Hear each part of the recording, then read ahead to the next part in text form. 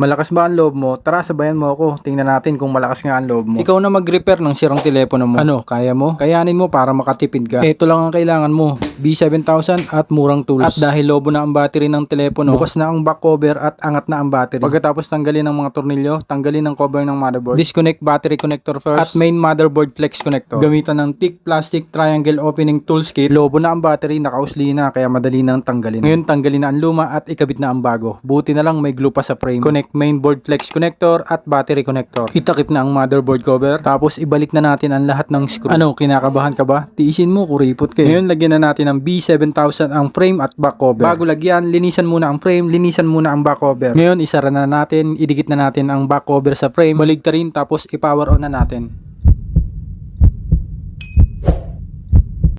Yun, congrats, nakatipid ka na. Click the yellow basket and follow me para sa more video tutorial. Thank you.